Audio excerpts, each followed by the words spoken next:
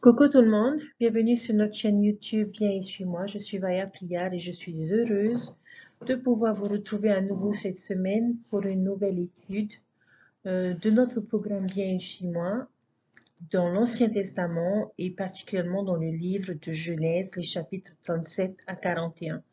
Comme je vous l'avais dit dans ma première vidéo, l'étude de cette semaine et celle qui va suivre vont ensemble et nous font part de la vie, de l'expérience de Joseph en Égypte. Dans notre première vidéo, nous avons vu tout ce qu'il a dû endurer, toutes les épreuves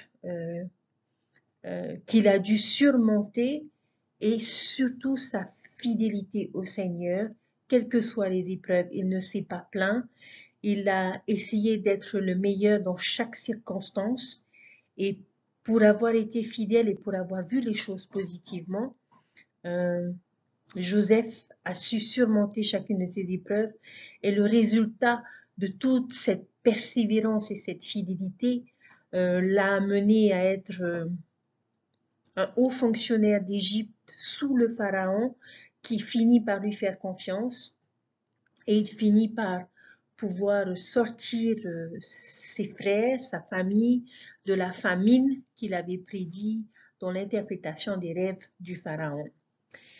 Nous avons vu comment ces expériences pouvaient s'appliquer à nous et comment est-ce que nous pouvions réagir face à l'adversité. Et j'avais mis l'accent sur le fait qu'il était important de se souvenir que dans toutes circonstances, Dieu était toujours avec Joseph, comme il est toujours avec chacun d'entre nous. Chers frères et sœurs, j'espère sincèrement que vous avez pu lire vos écritures, que vous avez pu lire vos chapitres et que vous avez pu apprendre de chacun de ces chapitres et que vous avez pu retirer de nombreux, comment dirais-je, de nombreux enseignements qui peuvent s'appliquer à vous aujourd'hui dans votre vie, dans votre quotidien, dans les circonstances, dans les épreuves, dans les expériences que vous vivez.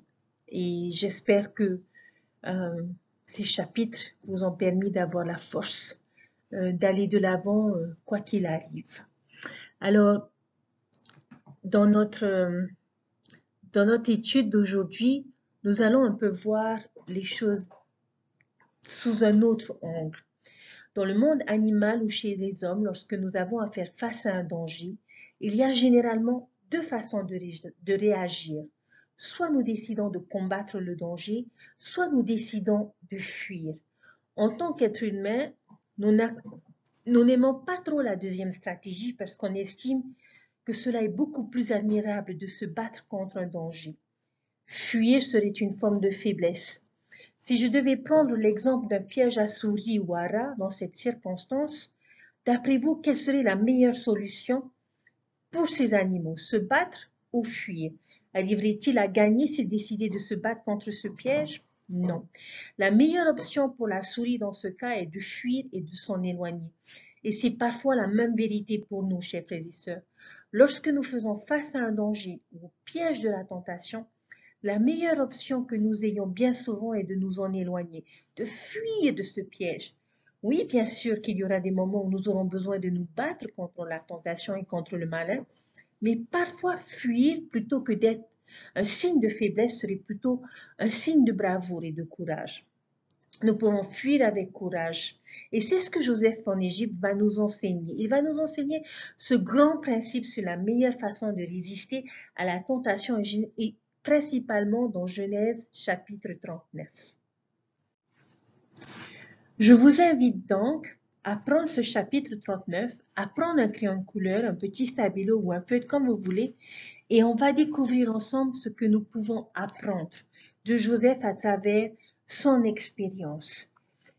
Fuir les pièges du malin. Et c'est ce que nous allons essayer d'apprendre et savoir ce que nous devons faire et comment surtout y parvenir. Quelles que soient les difficultés, quelle que soit la tentation, il nous arrive de nous dire qu'on sera plus fort, qu'on y arrivera. Mais en ce qui concerne certaines choses, certaines tentations, et n'oublions pas que le malin est très malin, et c'est pour ça qu'on l'appelle ainsi, la meilleure façon de pouvoir le faire est de fuir. La grande question de notre leçon d'aujourd'hui est de savoir comment est-ce que Joseph a été un exemple de ce que nous devons faire lorsque nous nous trouvons face à la tentation en général et particulièrement dans des situations de tentation sexuelle qui font atteinte à notre pureté. Cela peut être l'adultère, la pornographie, des attouchements ou quelconque péché sexuel, ce qui était le cas pour Joseph. Donc nous allons voir comment ces versets peuvent nous aider, particulièrement dans les versets 7 à 12. Alors, à votre crayon de couleur, à votre feutre, et on va entourer ces versets qui pourront nous aider à savoir comment réagir face à ce genre de tentation. Donc, voyons ensemble quelques versets. Verset 8. La première chose qu'il fit, il refusa. Voilà une réponse simple que nous pouvons utiliser lorsque nous avons affaire à la tentation. Refuser, refuser d'abandonner, refuser d'écouter les voix de la tentation, les rejeter. Il semblerait que cette réaction de la part de Joseph était rapide et automatique, comme s'il avait déjà décidé bien avant de se retrouver dans ces circonstances de la manière dont il réagirait. Il était engagé vis-à-vis de Dieu, il était engagé dans son obéissance. Et je suggère, chers frères et sœurs, que nous fassions la même chose. N'attendons pas le moment de la tentation pour décider comment est-ce que nous allons réagir. Nous devons choisir notre camp maintenant pour que, au moment où les événements arriveront, nous sachions et nous puissions refuser instinctivement et rapidement. Pouvoir dire, je ne fais pas ça, je ne regarde pas ça, je ne regarde pas ce genre de choses, je ne participe pas à ce genre de choses.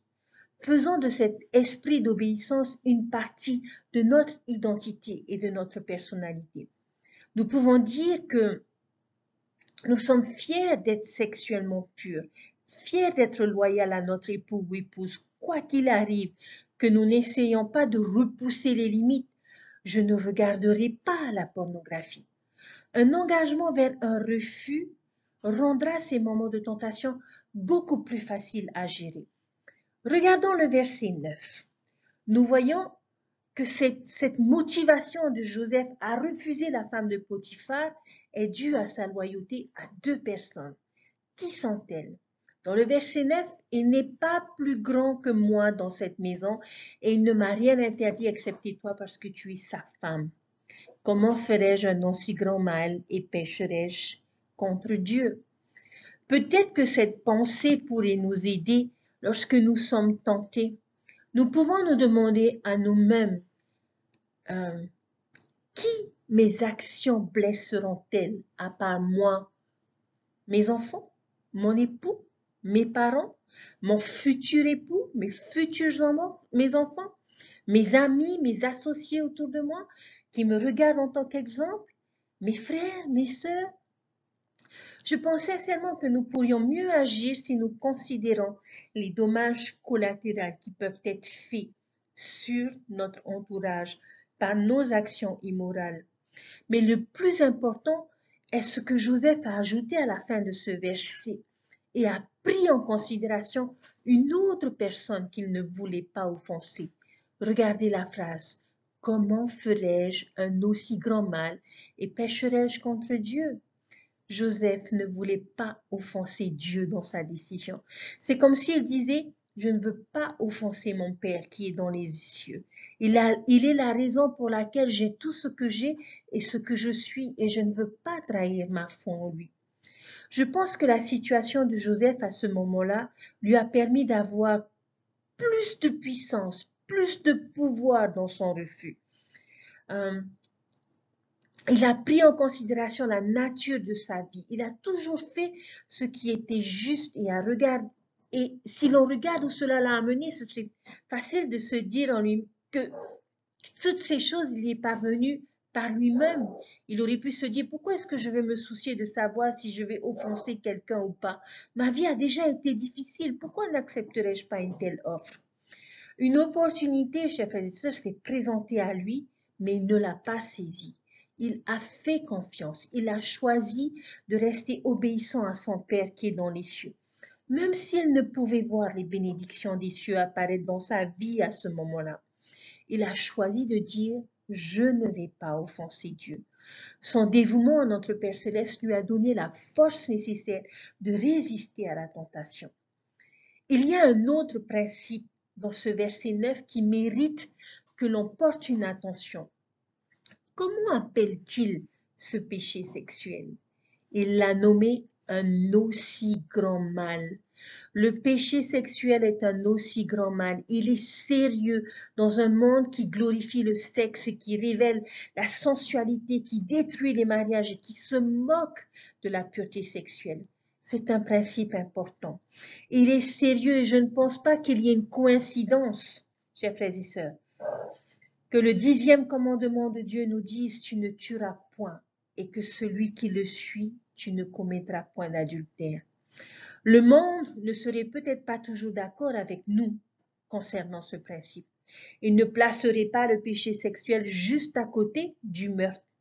Mais pourquoi est-ce que Dieu le fait? Avez-vous déjà songé à ça? Eh bien, tout simplement parce que je pense que pour le Seigneur, la vie est une chose sérieuse. La valeur des âmes est grande aux yeux de Dieu.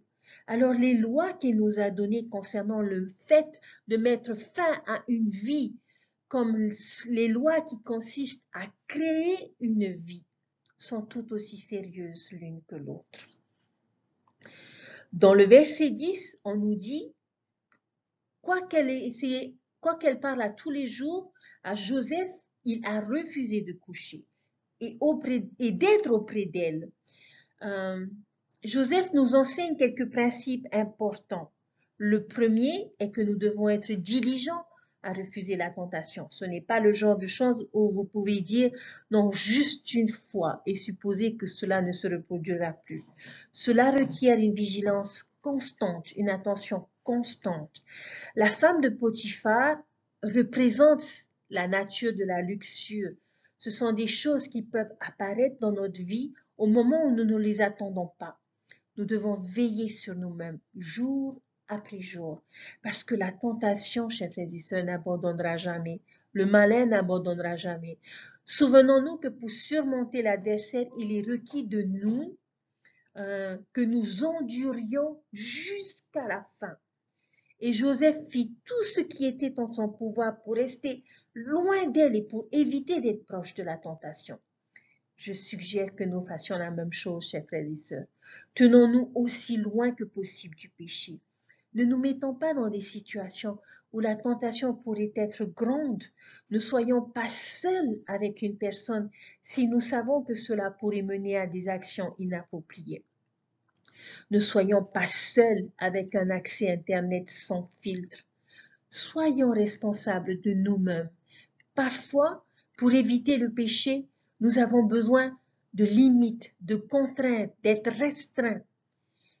Une personne devrait pouvoir aller là où elle sait qu'elle ne pourra pas être tentée. Cependant, quels que soient nos efforts à essayer d'éviter des situations de tentation, tôt ou tard, nous nous retrouverons probablement dans l'une d'elles. Comme Joseph l'a dit dans le verset 11, nous voyons qu'il finit par se retrouver seul avec elle dans la maison. Et je pense sincèrement que cette situation a été orchestrée par la femme de Potiphar. Et cela montre que Satan est très malin et qu'il n'abandonne pas et qu'il fait en sorte que nous nous trouvions dans des situations où nous pourrons être tentés à n'importe quel moment, n'importe où. Chers frères et sœurs, la pornographie existait déjà il y a bien des années lorsque j'étais jeune, mais n'était pas aussi envahissant et aussi accessible que ça l'est aujourd'hui. Cette tentation peut être partout aujourd'hui, sur nos téléphones portables, sur nos ordinateurs personnels. Et dans certaines situations, nous devons nous contrôler et prévoir des restrictions. J'aime beaucoup la phrase dans le verset 11 lorsqu'il dit « pour faire son ouvrage ». Qu'est-ce que cela signifie? Eh bien, cela signifie qu'il restait occupé. Et rester occupé, c'est ce que nous sommes supposés faire pour nous aider à éviter la tentation. La paresse est un des outils du diable. Pour des personnes qui rencontrent des difficultés avec la pornographie, il n'est pas toujours facile d'éliminer cette pratique de leur vie sans ajouter quelque chose de positif qui va venir remplir cet espace que l'on laisse derrière nous. Nous devons trouver des choses qui vont nous garder motivés, comme le travail, rester occupés, adopter de nouvelles habitudes qui vont remplir les vides et qui vont nous aider à construire et à prendre la place du péché dans notre vie. Puis, nous avons le verset 12, un très bon verset. Alors qu'il fait face à la situation, comment est-ce qu'il y répond? Il s'enfuit au dehors. Il court avec courage, il s'éloigne. Il ne s'est pas arrêté pour réfléchir, il n'a pas retourné la question dans son esprit, il n'a pas hésité, il s'est enfui. Et l'apôtre Paul nous a partagé ce même enseignement dans 1 Corinthiens au chapitre 6, verset 18, où il a dit « Fuyez l'impudicité ». Quelque autre péché qu'un homme commette, ce péché est hors du corps. Mais celui qui se livre à l'impudicité pêche contre son propre corps. Fuyez l'impudicité. Même si nous avons tout fait pour l'éviter, que nous avons décidé que nous sommes restés occupés et que malgré tout nous nous retrouvons face à la tentation, la dernière option de défense que nous ayons, chers frères et sœurs, est de nous enfuir, qu'importe les circonstances autour de nous, qu'importe les conséquences, elles seront bien moins sévères que si nous abandonnons et nous cédons à la tentation. Chers frères et sœurs, permettez-moi de partager avec vous une méthode que j'aime beaucoup et qui pourrait nous aider lorsque nous nous trouvons dans une situation délicate. Elle se trouve dans Alma, chapitre 11, au verset 23, et qui dit ceci. « Aux enfants de l'enfer, pourquoi me tentes-tu? Tu sais que le juste ne cède pas à de telles tentations. Si quelqu'un essaye de nous avoir, nous encourage à regarder ou à faire des choses qui ne sont pas bien, ayons le courage de dire haut et fort, « Enfant de l'enfer, pourquoi me tentes-tu? Tu sais que le juste ne cède pas à de telles tentations. » Si une tentation apparaît sur votre téléphone, je vous lance le défi de prononcer ces mots, de jeter votre téléphone et de fuir. Qu'est-ce qu'il y a de pire, chers frères et sœurs? Un téléphone cassé ou une addiction destructive? Le choix est nôtre. Le péché sexuel est une affaire sérieuse et nous devons faire tout ce qui est en notre pouvoir pour l'éviter. Et lorsqu'il se présente à nous, fuyons. Nous avons le désir de résister à la tentation et nous pouvons décider maintenant de ce que nous allons choisir de refuser dans notre vie et considérer les actions qui pourront affecter les autres, qui pourront offenser Dieu. Nous pouvons reconnaître le caractère sérieux du péché et nous pouvons être persévérants dans notre désir de résister et d'éviter de nous retrouver dans des circonstances où la tentation serait grande. Restons occupés et comme cette image du piège à souris, si ces pièges à souris apparaissent sur notre chemin, nous offrons de belles choses attirantes, appétissantes. J'espère que nous aurons la force et le courage de nous retourner et de courir et de fuir et non d'essayer de nous battre contre ces choses et penser que nous sommes plus forts qu'eux, parce que je vous témoigne, chers frères et sœurs, que tôt ou tard, ils finissent par nous avoir. Alors soyons des souris intelligentes et continuons ici à vivre et à apprécier cette vie.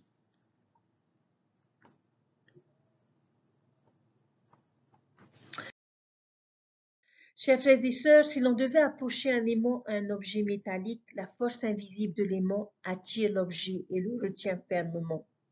L'aimant ne pèse son magnétisme sur l'objet métallique que si celui-ci est placé loin de lui. Donc, tout comme les mots ne peuvent pas exercer des forces sur un objet métallique, distant. De même, lorsque nous résistons à la tentation, elle s'estompe et perd son pouvoir sur notre esprit et sur notre cœur et par conséquent sur nos actes. Le prophète Moroni a demandé aux gens de croire au Christ et de se repentir. Il les a exhortés à aller au Sauveur de tout leur cœur, en se dépouillant de toute impureté. De plus, Moroni les a invités à demander à Dieu, avec une détermination sans faille, de les aider à ne céder à aucune tentation. Et pour appliquer ces principes divins, il ne faut pas seulement y croire, il faut aussi conformer notre esprit et notre cœur. Il faut pour cela, en plus de s'appuyer sur le Sauveur, faire un effort personnel quotidien et constant, parce que nos penchants humains ne vont pas disparaître d'eux-mêmes. Le combat contre les tentations exige toute une vie de diligence et de fidélité. Mais sachez que le Seigneur est prêt à nous aider dans nos efforts personnels et nous promet des bénédictions remarquables si nous persévérons jusqu'à la fin. Je vous témoigne, chers frères et sœurs, que si nous nous appuyons sur le rocher du salut, le sauveur de notre âme, en suivant les conseils de Moroni, notre capacité à contrôler nos pensées augmentera notablement. Je peux vous assurer que notre maturité spirituelle grandira à un rythme accéléré et transformera notre cœur et nous rendra davantage semblables à Jésus-Christ. De plus, l'influence du Saint-Esprit sera beaucoup plus intense et plus constante dans notre vie. Petit à petit, les tentations de l'ennemi perdront de leur emprise sur nous, en conséquence de quoi nous aurons une vie plus heureuse, plus pure et plus consacrée. À ceux qui, quelle qu'en soit la raison, succombent à la tentation et pensent sans cesse à de mauvaises actions, j'aimerais vous dire qu'il existe un moyen d'en sortir, qu'il y a de l'espérance en notre Sauveur Jésus-Christ. Renouvelez votre confiance dans le Sauveur, et vous pourrez ressentir une véritable construction et avoir le désir de retourner dans la bergerie du Seigneur. Quand nous résistons aux petites tentations qui surviennent souvent à l'improviste, nous sommes mieux armés pour éviter les transgressions graves. Comme l'a dit le prophète Spencer W. Kimball, il est rare que l'on se livre à une transgression sexuelle sans avoir tout d'abord cédé à des tentations moindres qui ouvrent la porte aux tentations plus fortes. Un champ propre, chers frères et sœurs, ne se remplit pas subitement de mauvaises herbes. Tandis qu'il se préparait à accomplir sa mission divine sur la terre, le Sauveur Jésus-Christ a montré par son exemple l'importance de résister constamment à tout ce qui pourrait nous dissuader d'atteindre notre but éternel. Après plusieurs attaques infructueuses de l'adversaire qui cherchait à le détourner de sa mission divine, le Sauveur a catégoriquement chassé le diable en disant « Retire-toi, Satan ». Alors le diable laissa, et voici des anges sont descendus auprès de Jésus et l'ont servi. Pouvez-vous imaginer, chers frères et sœurs, ce qui arriverait si dès qu'une pensée non vertueuse prenait place dans notre esprit, nous puissions avoir la force du Sauveur et le courage de dire à cette pensée, retire-toi. Quel en serait l'impact sur les désirs de notre cœur?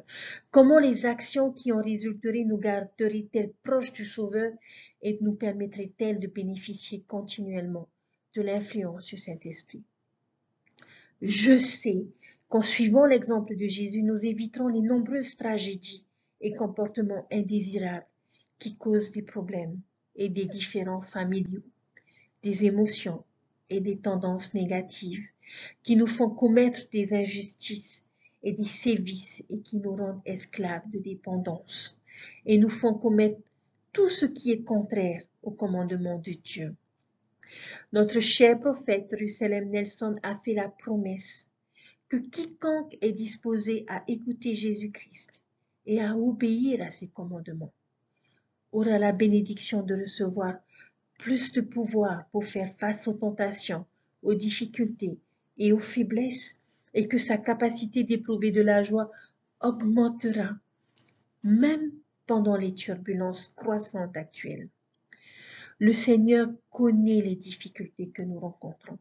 Il nous connaît et il nous aime. Et je vous promets qu'il enverra des anges pour vous aider. Je témoigne, chers frères et sœurs, de toutes ces vérités avec tout mon amour pour chacun d'entre vous et pour notre Sauveur. Nous sommes bénis d'avoir cet évangile pour pouvoir nous aider, pour pouvoir être guidés, pour savoir comment agir dans différentes circonstances de notre vie. Nous sommes bénis, chers frères et sœurs, d'avoir les Écritures et j'espère que vous vous en rendez compte dans votre étude lorsque vous étudiez ces Écritures et que vous recherchez par la prière à être édifiés et à connaître la volonté de notre Père Céleste. Si nous sommes fidèles, chers frères et sœurs, le Seigneur nous guidera et nous inspirera. Comment est-ce que cette merveilleuse histoire se finit? Eh bien, tout simplement, Joseph, et on va le découvrir la semaine prochaine, donc j'ai hâte de le découvrir avec vous, mais Joseph va être en mesure d'aider ses frères, d'aider son père, d'aider sa famille dans cette période de famine. Et s'il y a une dernière leçon que nous pourrions retirer de cette expérience de Joseph, eh bien, c'est celle de la nécessité que nous avons aujourd'hui de pouvoir nous préparer à d'éventuelles difficultés. Nous avons rencontré certaines difficultés ces derniers temps, et particulièrement avec le Covid, où nous avons été confinés, où on a vu les familles se ruer dans les magasins pour pouvoir aller chercher à manger et avoir ce qu'il faut. J'aimerais vous rappeler une citation de notre prophète Gordon B. Hinckley qui nous enseigne sur ce que nous devons faire pour pouvoir nous préparer pour les moments difficiles. Il a dit ceci: « Je vous exhorte à modérer vos dépenses. Faites preuve de maîtrise dans vos achats pour éviter les dettes autant que faire se peut. Remboursez vos dettes aussi vite que vous le pouvez. Ayez des économies, aussi petites soient-elles. » Chers frères et sœurs, depuis des années, en tout cas depuis que je suis née et que j'ai pu entendre et comprendre cet évangile, l'on nous a enseigné à toujours faire notre réserve familiale. Et j'espère que nous l'avons faite, chers frères et sœurs, parce que si ce n'est pas le cas, je nous invite à le faire, à suivre les recommandations de nos prophètes. Rappelez-vous l'histoire de Noé. Il lui a fallu plus d'une centaine d'années pour enseigner le peuple, l'encourager à se repentir avant que la tempête ne s'abatte sur la terre. Cela fait des années, chers frères et sœurs, que j'entends nos prophètes nous dire de faire des réserves familiales. Pourtant, nous vivons dans l'abondance, nous avons tout ce qu'il faut autour de nous et rien ne laisse à penser qu'un jour nous pourrions en avoir besoin. Faisons preuve de foi, faisons preuve d'obéissance et suivons les exhortations de nos prophètes. Faisons nos réserves, économisons, évitons les dettes, mettons de l'argent de côté. Et au moment où le Seigneur l'aura choisi, nous pourrons, comme Joseph, nous rendre compte des bénédictions que nous pourrons recevoir pour avoir été des membres obéissants. Je vous témoigne, chers frères et sœurs, que notre Père Céleste nous aime, qu'il a soin de chacun d'entre nous. L'histoire de Joseph en Égypte est une merveilleuse histoire que je chéris particulièrement et que j'affectionne et je suis reconnaissante pour les nombreux enseignements que j'ai pu recevoir tout au long de cette semaine à travers cette étude.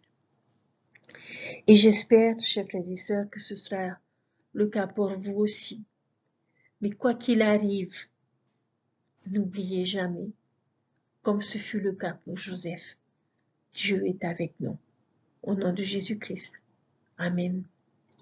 Je vous souhaite un merveilleux week-end, un bon jour de sabbat et une bonne fin d'études et je vous dis à la semaine prochaine. Prenez soin de vous, chers frères et sœurs. Je vous aime. Bye.